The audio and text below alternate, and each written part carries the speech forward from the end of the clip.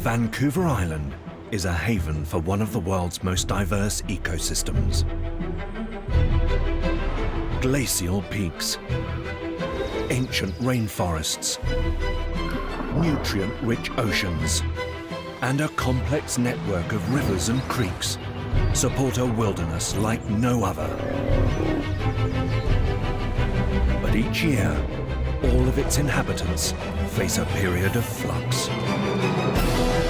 As summer draws to a close and winter fast approaches, the species that reside here become focused on one thing: survival.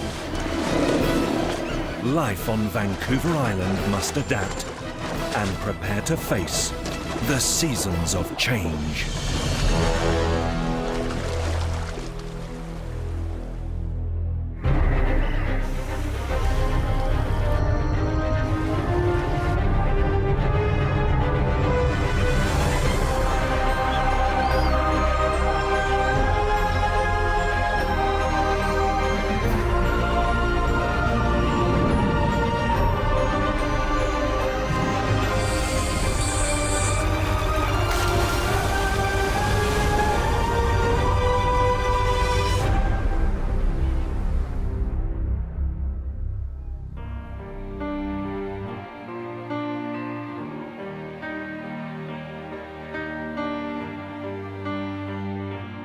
Vancouver Island is located in the Pacific Northwest. A narrow channel is all that separates it from the west coast of Canada. At 460 kilometers in length, it covers an area of 32,000 square kilometers. Spring and summer here is a time of plenty. Rivers run freely and the forests are abundant with food.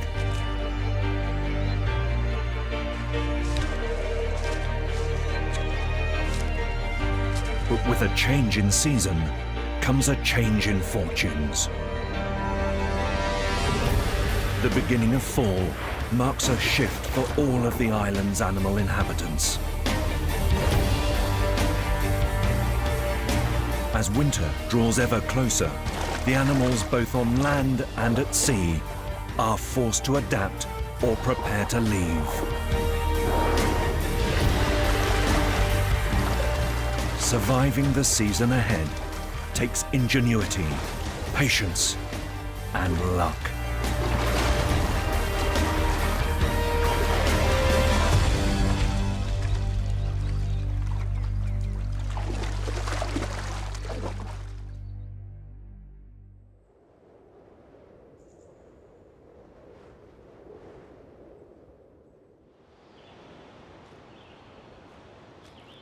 Summer is drawing to a close on Vancouver Island shores, and the temperature is beginning to drop. For one of the island's largest mammals, the waiting game has begun. Over 7,000 black bears roam the island. They need to stock up for the forthcoming winter. But supplies of berries, their summer sustenance, are running low. These opportunistic feeders must seek out other food to see them through the thin times.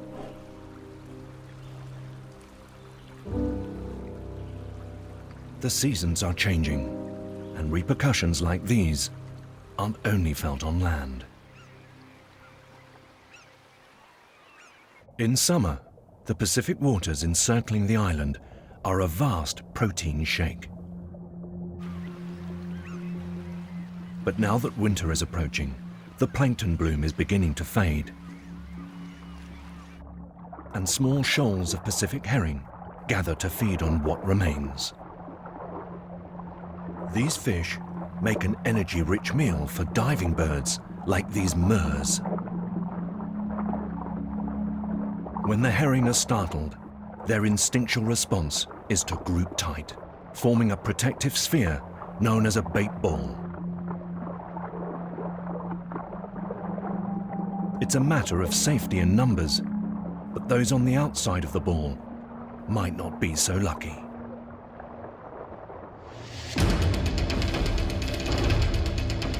This predator is known to have a taste for fish. Killer whales weigh up to 9,000 kilograms and roam the island's coast in pods of up to 30 individuals. Also known as orcas after the Roman god of the underworld, they have a powerful jaw, armed with 20 pairs of 8-centimeter long, interlocking teeth.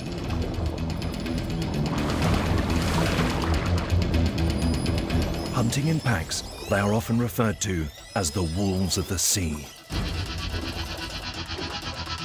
While the resident pods of orca eat only fish, this visiting group is on the lookout for much larger prey.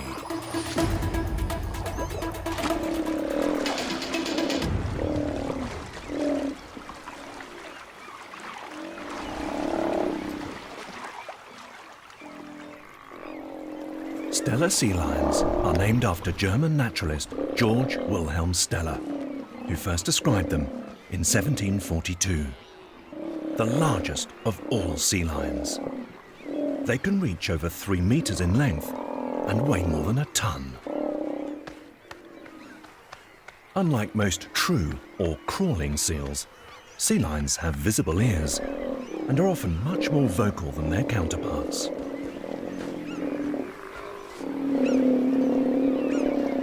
They are also able to walk on all 4 flippers.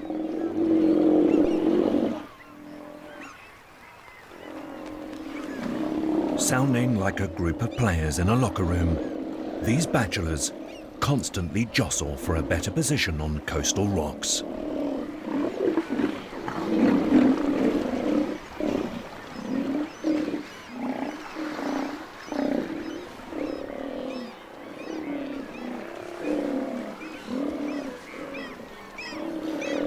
Soon, hunger kicks in, and it's time for a spot of fishing.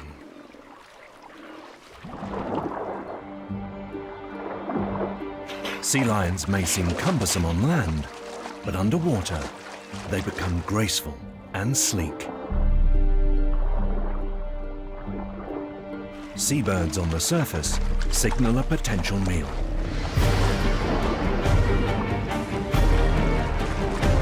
Hitting speeds of over 30 kilometers an hour, they can make tight turns to catch their prey. But a bait ball like this presents an easy snag.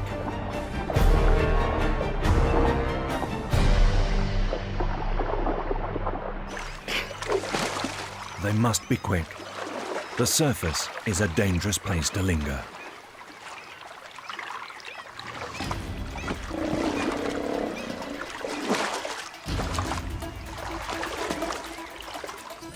There are killers in the deep.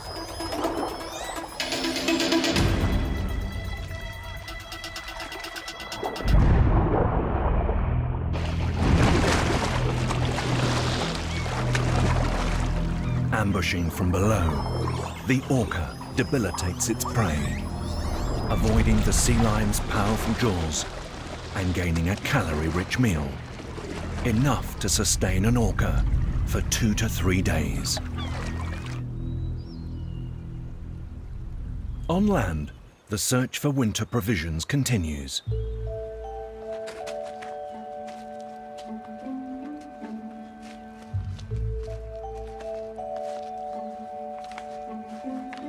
Vancouver Island has the densest population of black bears in the world. They're darker than mainland bears and slightly larger, weighing up to 275 kilograms. Although mostly vegetarian, they have adapted to take advantage of the nutrient-rich intertidal zone.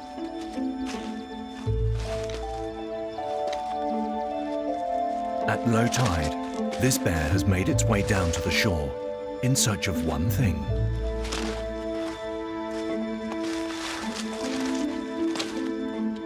shore crabs.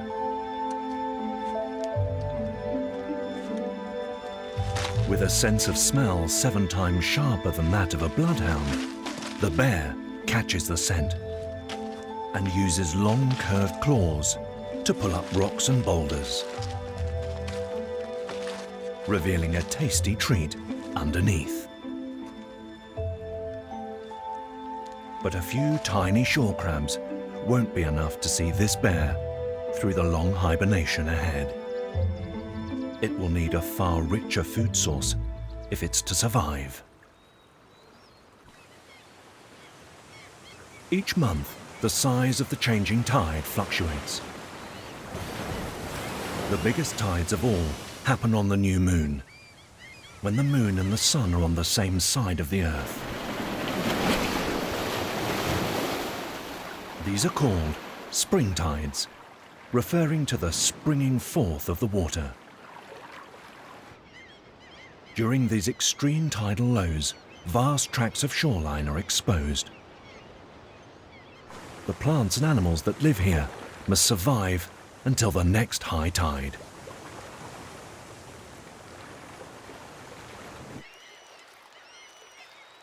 Just beyond these shores, the submerged rock reefs around Vancouver Island are a colourful, cold water paradise, home to an abundance of marine creatures.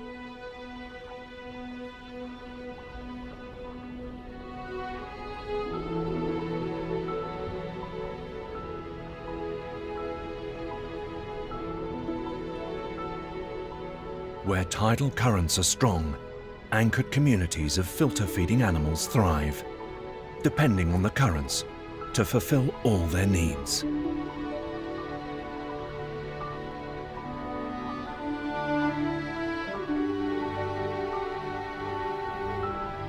Feather duster worms wave plumes of sticky tentacles,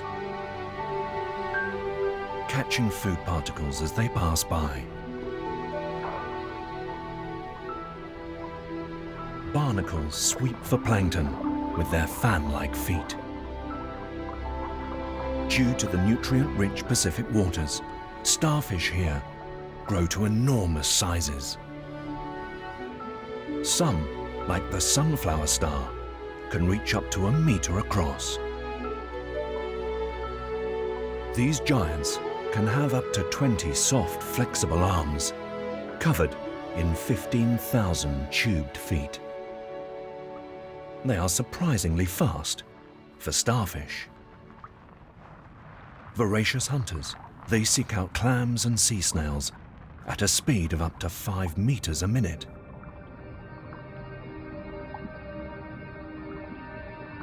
Down here, camouflage can be key to survival.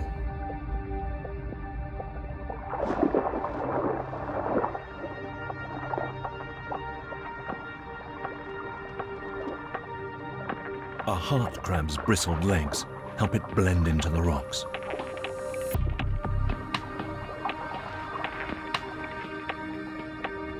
Sea urchins rely on their threatening spines to ward off predators. Soon the water temperature will drop to just 5 degrees Celsius, and the winter currents will create a downwelling, pushing high nutrient waters to greater depths. The marine life of Vancouver Island will need to work harder to find food.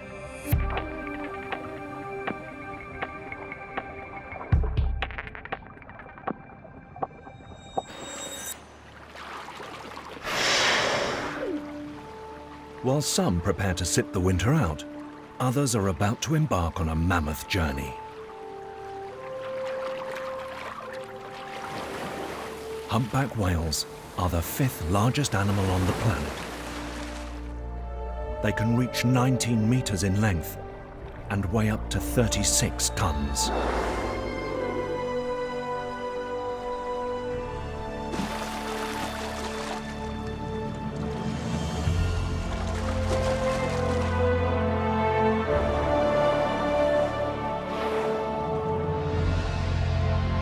Their enormous frames are fueled by small schooling fish and swarms of tiny shrimp-like crustaceans known as krill. Consuming up to a ton each day, these toothless whales use a mass of bristles called baleen plates to filter food from the water.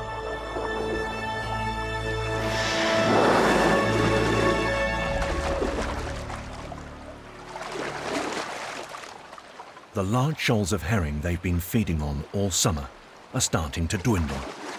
It's time to head south.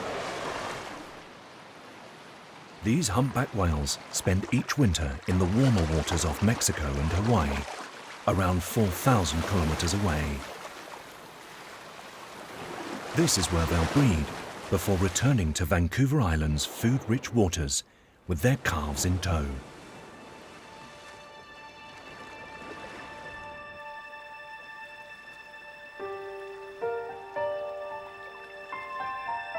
On the shores of the Makina Marine Provincial Park, boiling sulfur-saturated water pools mix with ocean swells. This part of the coast lies on a fault line in the Earth's crust, an enormous crack travelling deep beneath the surface.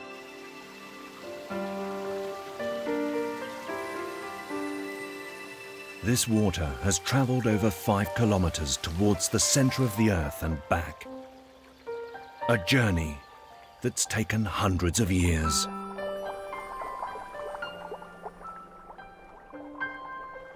As it slowly travels through the rock layers, the water is geothermally heated to over 100 degrees Celsius before intense pressure forces it back to the surface, finally emerging into the light at around 50 degrees Celsius.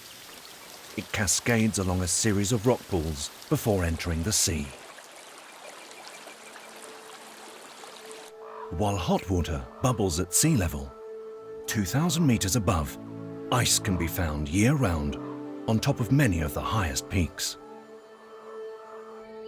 Vancouver Island's formation came about through a combination of volcanism and tectonic plates colliding, but glaciation also played a major part. Around 10,000 years ago, the Comox Valley was buried beneath a sheet of ice more than a kilometre thick. As it moved, the ice sheets cut major features in the landscape, gouging out the valley below. The climate eventually warmed, and the ice sheets melted, most of it at least.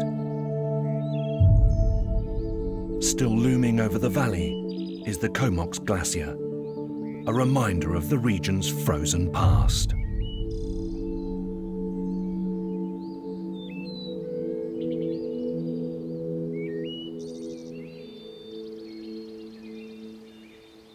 On the steep slopes below, one creature is making the most of the autumn sun before it beds down for winter.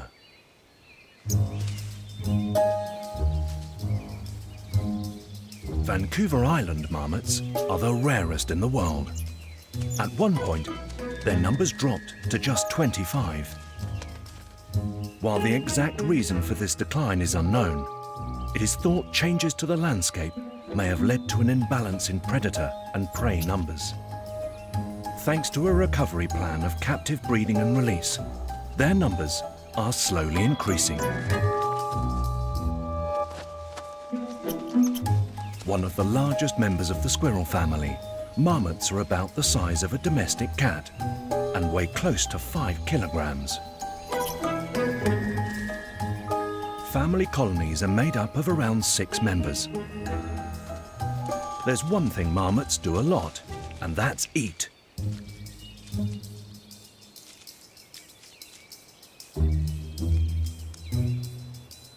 Living above 1,000 meters, they must double their mass during the spring and summer months, when food is readily available.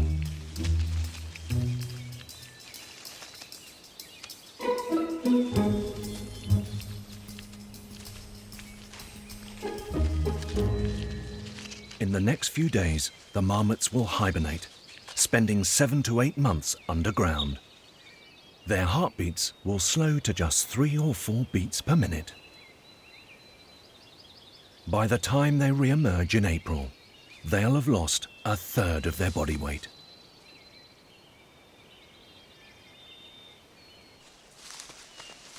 Tail flipping is a visual way of keeping in contact with the rest of the group while on the move. A nose-to-nose touch is a form of greeting.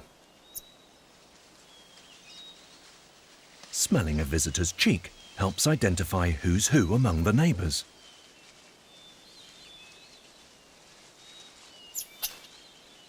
Once they've had their fill, sunbathing on boulders helps to regulate the marmot's body temperature. These elevated vantage points are ideal spots from which to watch for predators.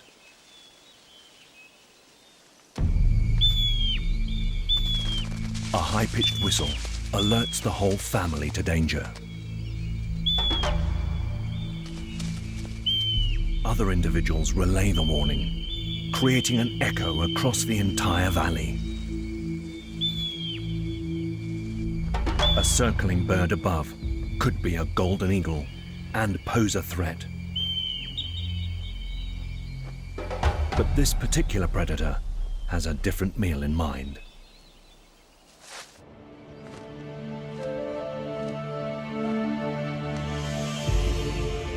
The bald eagle is the only eagle unique to North America.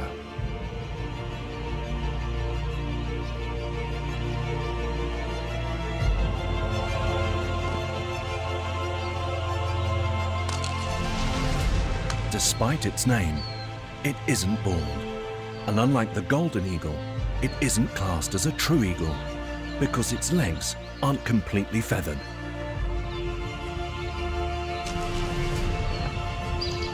It has a wingspan of over 2 meters and can weigh up to 5 kilograms. With binocular vision, a strong hooked beak and powerful taloned feet, the bald eagle is an excellent predator. Their speciality is fishing, with fish making up around 90% of their diet. However, this requires a lot of energy, and it's thought that only 1 in 18 missions results in a catch.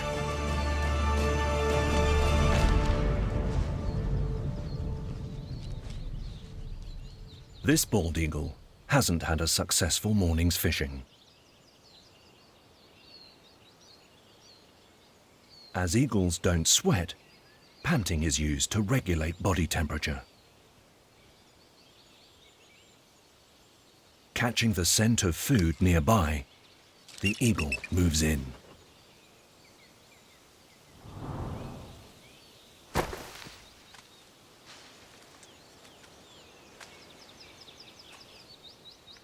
Dead or discarded fish make up a major part of the bald eagle's diet. This bird is no fussy eater, and somebody else's leftovers are a welcome meal. It shields the find from other predators, an act known as mantling.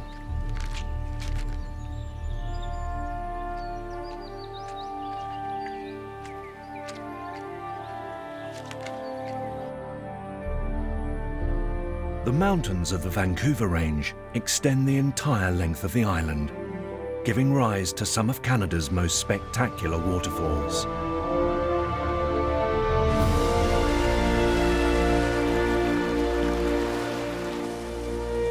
Della Falls is the highest waterfall in Canada, tumbling more than 440 meters over steep cliffs and down into Drinkwater Creek below. Fed by snow and glacial melt from the peaks, these falls carry fresh water to the network of rivers, lakes, and streams that intersect the island.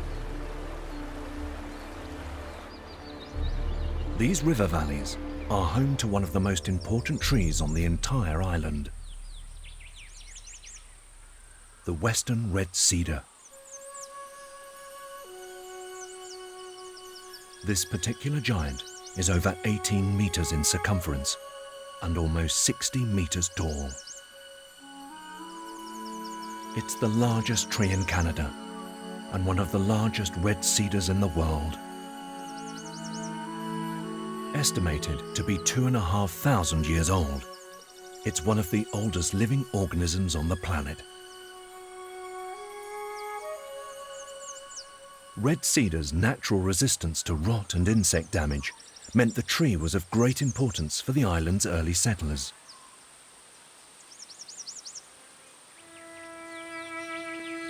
This half-finished warrior canoe still bears carving marks made before it was abandoned several centuries ago.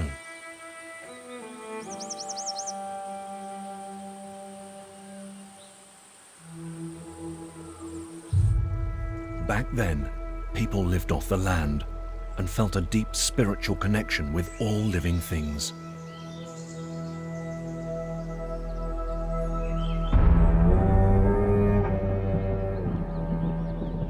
Carved cedar totem poles depict the crest animals of different family clans. Eagles, bears, and wolves are all of great significance. But one creature is held in utmost reverence: the Pacific salmon. The Namgis people have lived on the northeast coast of the island for millennia. Ancient culture is kept alive through oral history and ceremonies. Their ancestors relied on the salmon for survival, eagerly awaiting their return to the rivers each fall. Still today, the fish are an important part of their cultural heritage.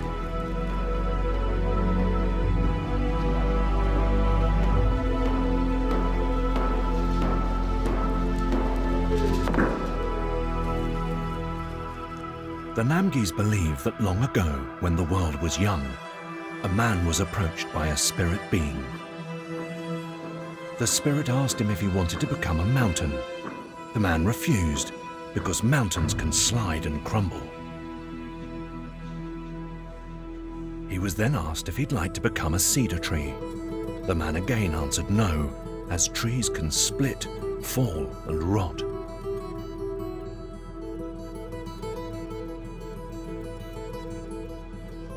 On being asked if he'd like to become a boulder, the reply was also negative. Boulders crack and crumble. Finally, when asked if he'd like to become a river, the man said yes. The spirit pushed the man down, saying, "There you will be a river for as long as the days dawn in the world, and you will be full of salmon, so that your descendants may never starve."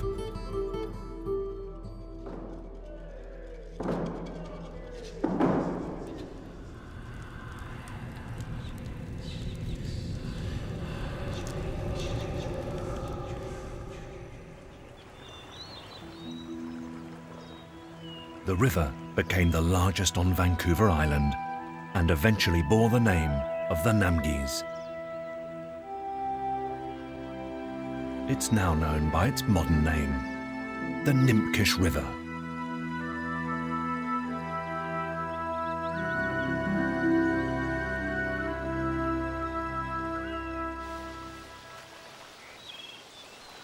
It's early October, and the black bears of Vancouver Island scour the rivers and streams for fish.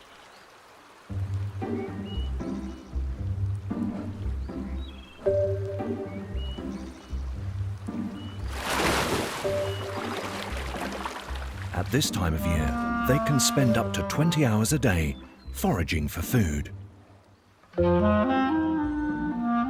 The island's largest predator, these bears can scale trees with ease,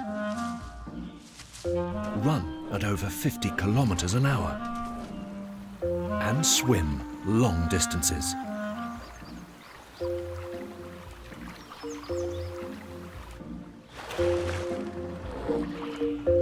But despite these impressive attributes, catching fish in these deep pools is easier said than done. Further upstream, on the Englishman River, one creature is having better luck, building up reserves for the winter ahead.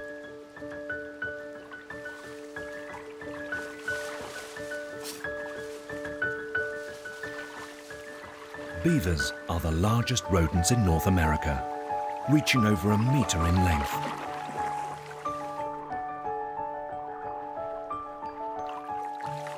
They spend their days making dams along the region's slower-moving waterways.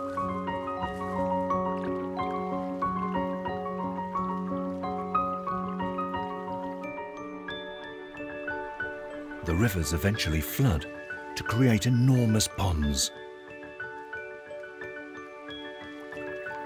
These ponds provide still, deep water for protection against predators and on which to float food and building material. Beavers eat the leaves and inner bark of trees and shrubs, but will cut down huge tree trunks to help with their construction.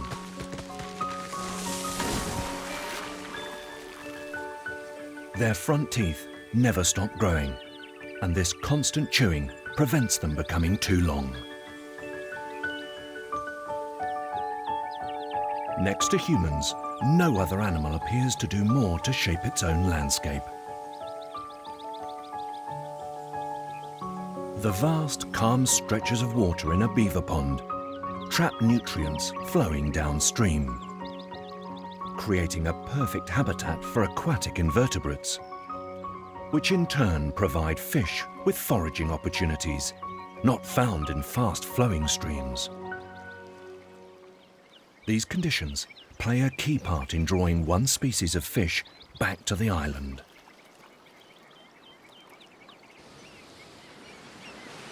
To the north, in the Johnston Strait, the Pacific salmon are starting to converge. Each year, 500 million salmon leave the sea to return to their spawning grounds in the rivers of North America. Vancouver Island is the destination for millions of these determined fish. This is just the first stage of their testing journey. Further inland, the black bears are eager to greet them.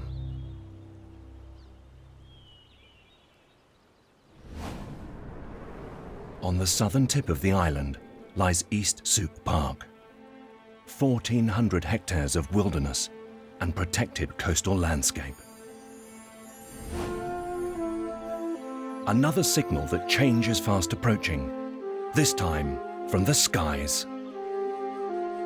Each autumn, thousands of turkey vultures gather, creating a unique spectacle. They are the masters of soaring flight, making use of updrafts and rising thermal currents to keep them aloft.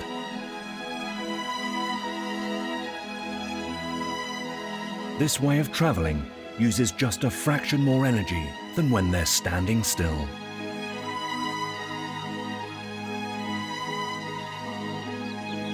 Turkey vultures breed along the entire length of the island, but when winter arrives, they head further south to mainland America.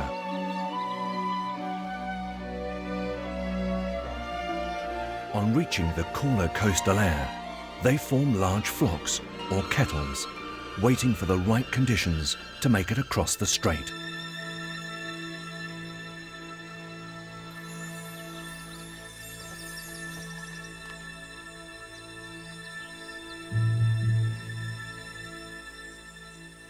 Although their eyesight is excellent, they are best known for their ability to locate food by smell. The part of their brain controlling this sense is 3 times larger than some other vulture species. Turkey vultures also lack a nasal septum, the partition between the nostrils. This enables more air to pass through, helping them to detect a decaying carcass from a great distance.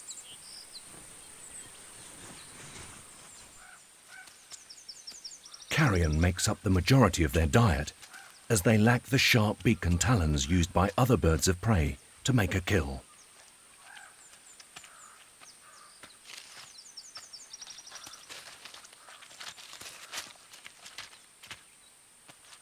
With stomach acid believed to be up to 100 times stronger than ours, their presence is thought to curb the spread of disease.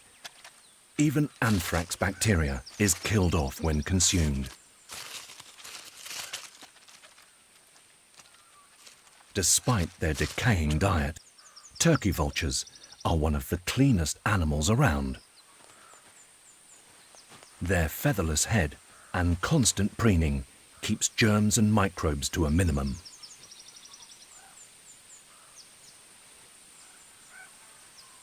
To dry off and regulate their temperature, they adopt a spread wing posture, which also helps to bake off bacteria. With a full stomach, it's time to rejoin the flock ahead of the journey south.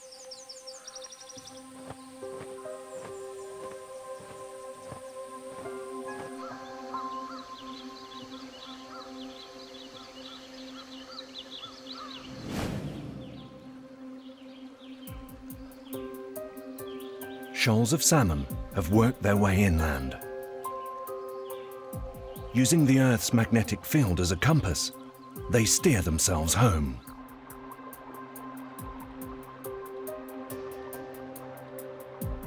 As they get closer, their sense of smell will guide them to the exact place where they hatched. But they aren't home and dry yet.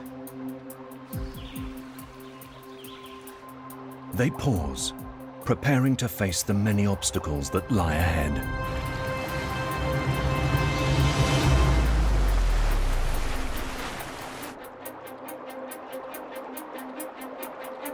Bodies plump with eggs, as well as the bounty of the seas, these salmon were born to return to their spawning ground. And nothing short of death will stop them.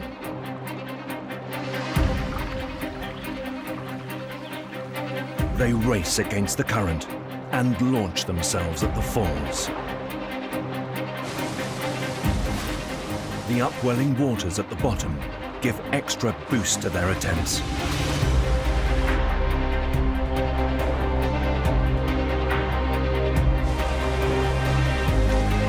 This is just the first of many.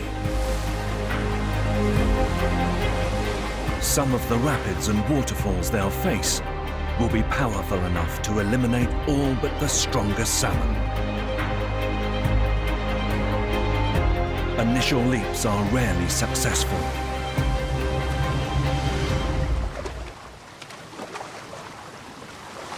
But these are determined fish.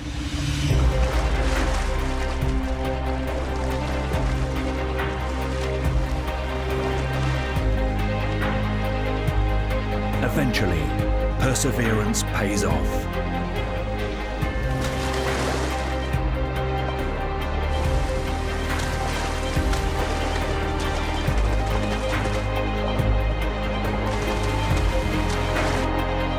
Energy levels are vital if they are to make it to the end of their journey. These salmon haven't eaten since they left the sea. They rely solely on fat stores accumulated while in the ocean to keep them going. For some, the journey home is already taking its toll. Pausing for just a moment can be a costly mistake. Especially in black bear territory.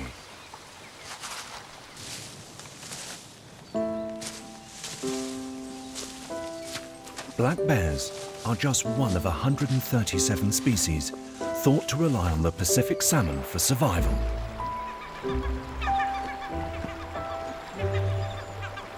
But there is only a limited window in which to take advantage of this food influx. As the fish fill the rivers and streams en route to their spawning grounds, the bears search broken surface stretches of river known as riffles. These are a favoured hiding spot of the Pacific salmon. But while the ripples may hide the salmon from the predator, they also hide the predators from the salmon. With a little bit of practice, they can be approached and plucked from the water with ease.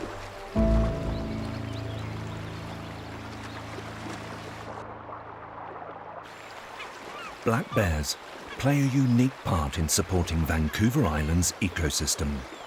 During the salmon run, each bear can carry hundreds of kilos of salmon out of the rivers and into the forest to consume. They focus on the most fatty parts, the brain, eggs, skin and back muscles, sometimes eating as little as 5% of each fish they catch. This selective feeding helps them to nearly double their body weight in time for the winter, but it also has a significant effect on the surrounding land.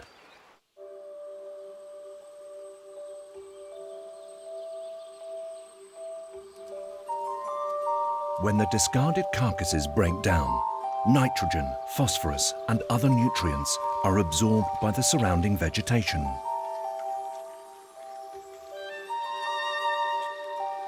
Up to 70% of the nitrogen in some areas comes directly from the fish. Trees on the banks of salmon-stocked rivers can grow 3 times faster than those next to fish-free streams. Vancouver Island is home to the tallest Sitka spruce trees in Canada, possibly the world. At over 95 meters, they stand taller than a 30-story building. Here, Sitka spruce take only 86 years to reach a thickness of 50 centimeters, a process that would normally take 300 years. However, they don't have an easy time starting out.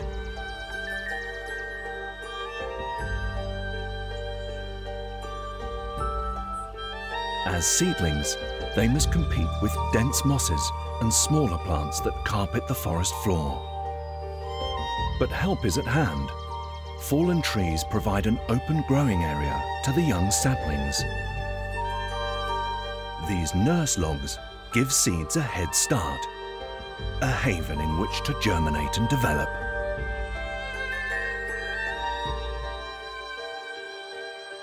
Over 90% of Sitka seedlings here start out this way. Fungi too play a crucial role in supporting this ecosystem, recycling nutrients from fallen trees and making nitrogen available to help young plants grow. They are a favorite of the Pacific banana slug, the second largest land slug in the world. They can grow up to 25 centimeters long. After eating, they excrete a nitrogen-rich fertilizer, spreading seeds and spores across the forest.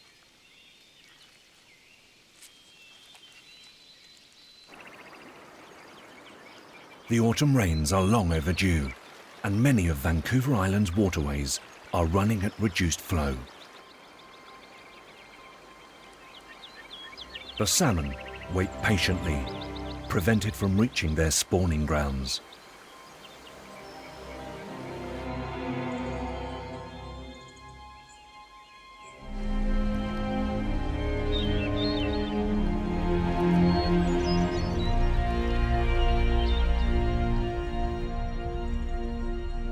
But at last, change is in the air.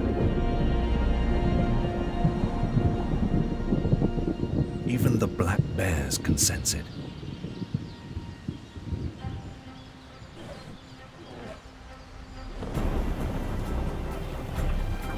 Soon rivers are in full flow.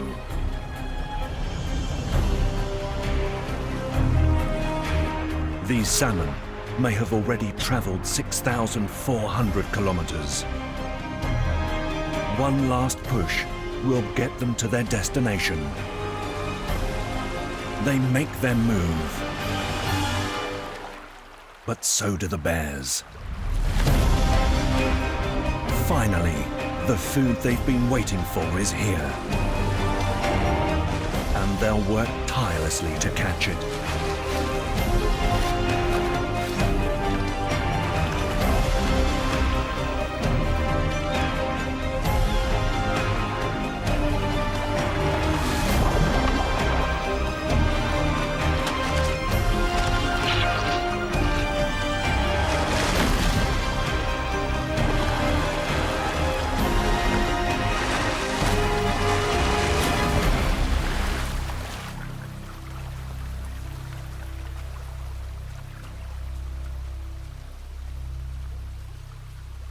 Each bear can consume up to 20,000 calories a day when stocking up for winter. and it's thought half the salmon in these streams won't make it.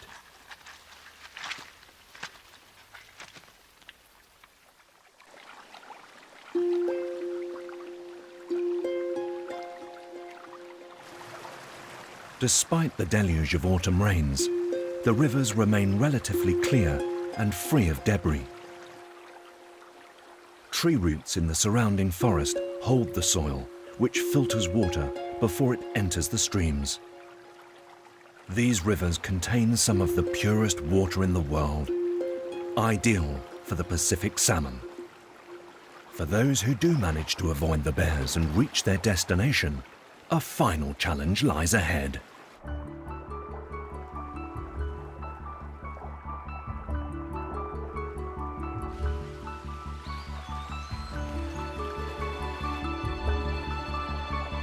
After their epic journey, the males are gaunt from starvation, with grotesquely humped backs, hooked jaws, and tattered fins. Many females are covered in white patches of bruised and damaged skin. Fortunately, they're nearing the end of their mission.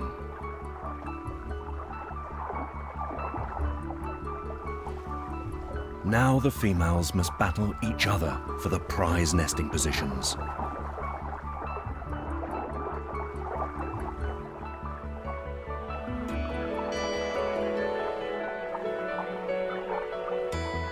The males take up their place behind, prepared to fight off competitors. Finally, the female chooses her moment and lays a batch of eggs.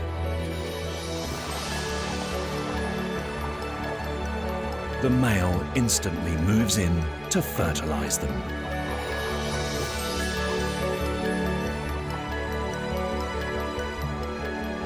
She will lay around 4,000 eggs in a series of nests, covering each one with gravel to protect against predators and stop them drifting away.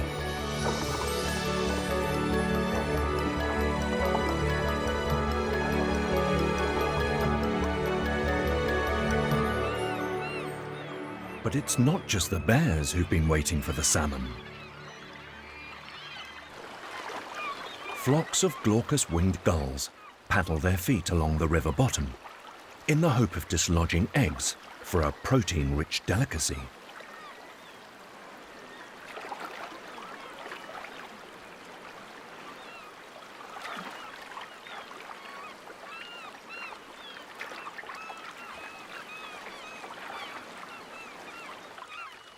Dippers have come to take advantage too. The eggs make a welcome change from their usual diet of aquatic insect larvae. However, capitalizing on the large salmon spawn can sometimes throw up its own problems.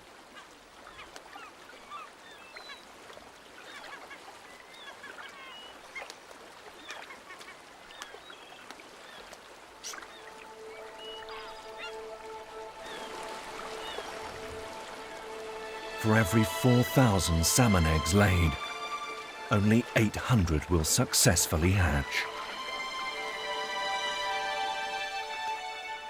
Only 200 will make the journey back to the sea. And just 2 of these salmon will return to their spawning grounds to complete the cycle. In making it this far, these adult salmon are the ultimate survivors. Their job is done. Their final act marks the end of their life. They have given their all to reproduce just once.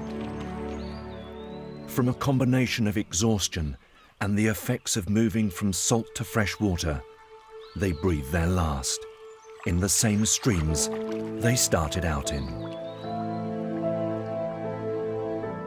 Their death will release nutrients to feed the aquatic food web, which in turn will nurture the next generation of Pacific salmon.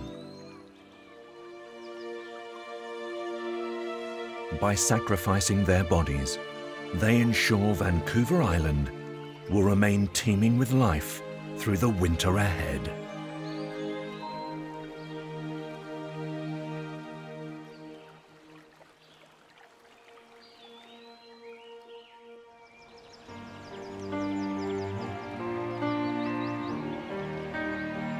The shorelines, forests and mountainous peaks of Vancouver Island are home to a whole host of creatures. They are supported by a network of rivers and creeks which carry the fuel for many forms of life. But each year, as winter approaches, the animals on land and at sea must face their greatest challenges. By making the most of opportunities when they can, the animals of Vancouver Island battle to survive these seasons of change.